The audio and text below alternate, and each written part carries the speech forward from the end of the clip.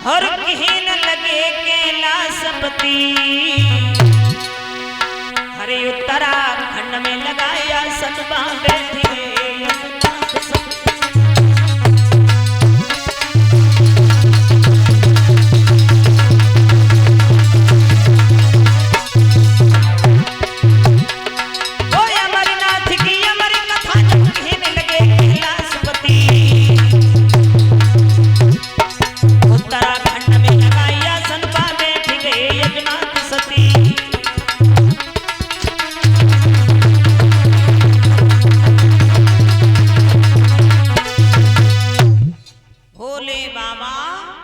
आसन लगा के बैठ गए। बोले गिरजा हम कथा आरंभ कर रहे हैं लेकिन तुम बीच बीच में हुंकारो देती रही हो, है ना। जैसे कहानी सुनाई जाती है तो कहते हैं हाँ या हूँ बीच में हुंकारो देती रही हो, जहाँ से हम समझते रहे कि कथा तुम सुन रही हो। तो गिरजा ने कही ठीक हम हुंकारो देती रहे। अब भोले बाबा कथा कहने लगे और गिरजा सुन रही है। अब धीरे धीरे एक दो दिन ना आए, कई दिन बीत गए। जब कई दिन बीत गए तो भोले बाबा तो कथा कह रहे हैं और गिरजा को नींद आने लगी।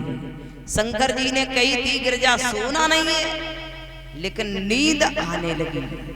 नींद बुलाए से नहीं आती है, देखा है आपने। खूब कहो हमें नींद आ जाए, नींद आ जाए, नहीं आए। और जब नींद आ जाए तो खूब जगह भी कोशिश करो फिर भी नहीं जाती है, अपनी मर्जी से ही नींद आती है।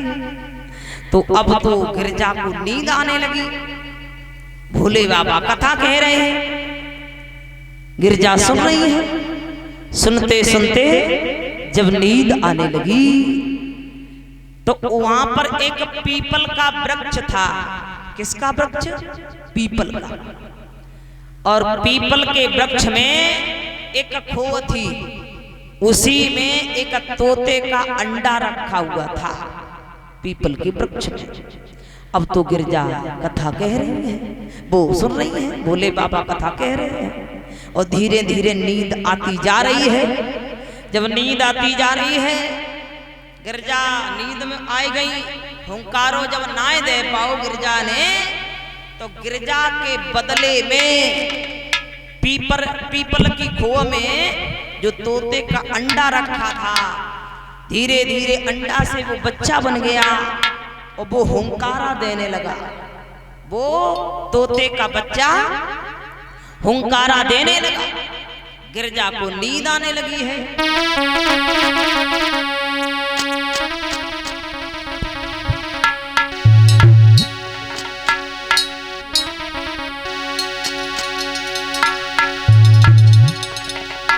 भोले बाबा बैठे पर्वत पे अब रहे हैं कथा सुनाई।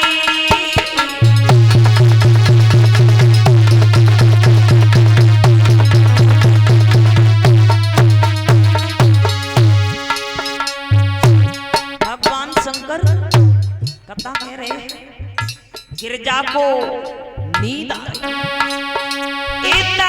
शंकर जी की नारी को भोले बाबा की नारी को नींद ने लो है दवाई।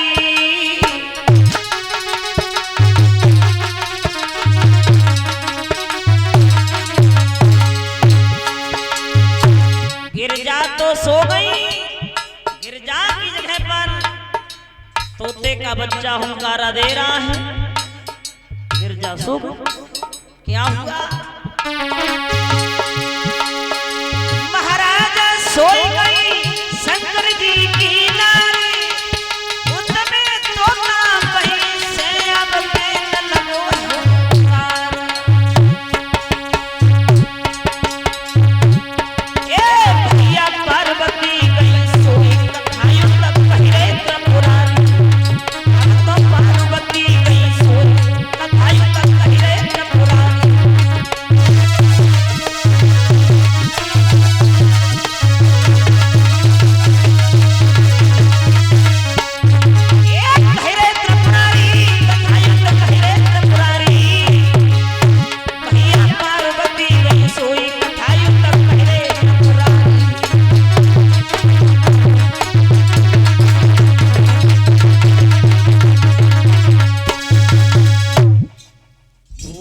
बाबा कथा कह रहे हैं।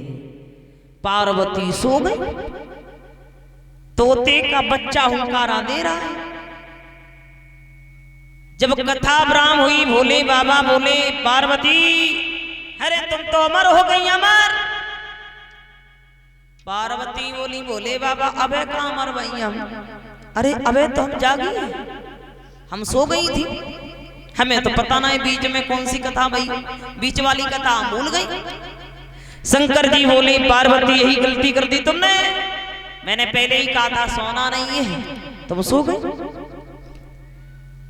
अब हम ये देखेंगे जब तुम सो गई तो फिर कथा सुनी किन्ने? तुम तो सो ही गई, अब कथा किन्ने सुनी है उसी का पता करेंगे। त्रिशूल उठाया, भोले बाबा आगे बढ़े, वृक्ष के पास पहुंचे जो पीपल का पेड़ था। तोता ने देखा भोले बाबा गुस्सा में मार देंगे क्योंकि हमें ओंकारो देते रहे। अब तो तोते का बच्चा वहां से निकला और सीधा भाग दिया। भोले बाबा पीछे पड़ गए त्रिशूल लेके, बोले चलो कहां तक चले हो, हम पीछे ही है। अब तो तोते का बच्चा तीनों लोकों में भ्रमण कर आया, कहीं भी स्थान नहीं मिला। व्यास की पत्नी जो थी तरड़ी, वो स्नान ध्यान से निवृत्त होकर अटा पे खड़ी है, जमुहाई ले रही है। जैसे ही व्यास की पत्नी ने जमुहाई ली, वैसे ही तोते के बच्चा ने छोटा सा रूप बनाया और मुंह के द्वारा पेट में प्रवेश कर गया।